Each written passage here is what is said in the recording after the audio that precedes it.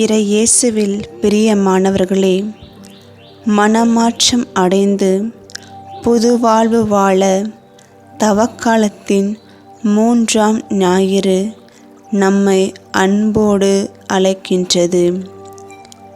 இன்றைய நற்செய்தி வாசகமானது புனித லூக்கா எழுதிய நற்செய்தி அதிகாரம் 13 இறை வார்த்தைகள் 1-9 முடிய. மனமாற்றம் அடையாவிட்டால் ஐயோ உங்களுக்கு கேடு என்று கூறுகின்றது. நாம் பாவத்திலிருந்து மனமாற வேண்டும். நமது மனமாற்றம் உடலளவில் மட்டுமல்லாமல் மனதளவிலும் இருக்க வேண்டும்.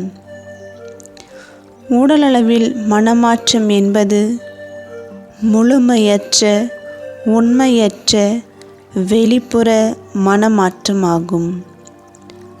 ஆனால் நம்முடைய மனதளவில் ஏற்படும் மனமாற்றம் என்பது நாம் செய்த பாவங்களை நினைத்து மனம் வருந்தி திருந்தி உண்மையான வாழ்வு வாழ்வதாகும்.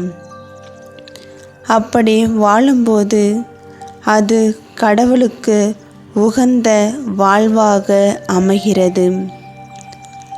ஆகவே நாம் எவ்வாறு மனம் மாறி வாழ வேண்டும் என்றும், அப்படி வாழவில்லை என்றால் என்ன நடக்கும் என்பதையும் இந்த அத்திமர ஊமை வழியாக இறைவன் நமக்கு எடுத்து கூறுகின்றார்.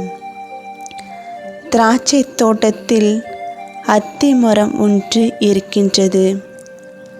இந்த மரம் நல்ல கனி தருவதற்காக பண்படுத்தப்பட்டு உரமிடப்படுகிறது. ஆனால் அது கனி தராமல் போகிறது. இம்மரம் கனி தராமல் போனதால் அவற்றை வெட்டிவிட தோட்ட உரிமையாளர் கூறுகின்றார். அதற்கு தொழிலாளி, தலைவரே, இன்னும் ஓராண்டு பார்ப்போம், கனி கொடுக்கவில்லை எனில் வெட்டிவிடலாம் என்று கூறுகின்றார். இது காத்திருப்பின் அடையாளத்தை குறிக்கின்றது. அதுபோலத்தான் கடவுள் நம்மை அவரது சாயலிலும் உருவிலும் உருவாக்கி அவரை அன்பு செய்ய, அவரது பணியை சிறப்புடன் செய்ய நம்மை முன்குறித்து அழைத்து ஏற்புடையவர்களாக மாற்றியுள்ளார். ஆனால் நாம் செய்கின்ற பாவங்களினாலும் நம்முடைய பாவ வாழ்க்கையினாலும் நாம் அவரை மறந்து அவரை விட்டு விலகி வாழ்கிறோம்.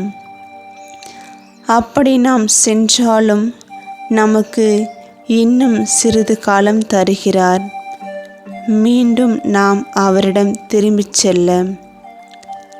அந்த சிறிது காலம்தான் இத்தவக்காலம், இரக்கம் பொழியும் காலம்.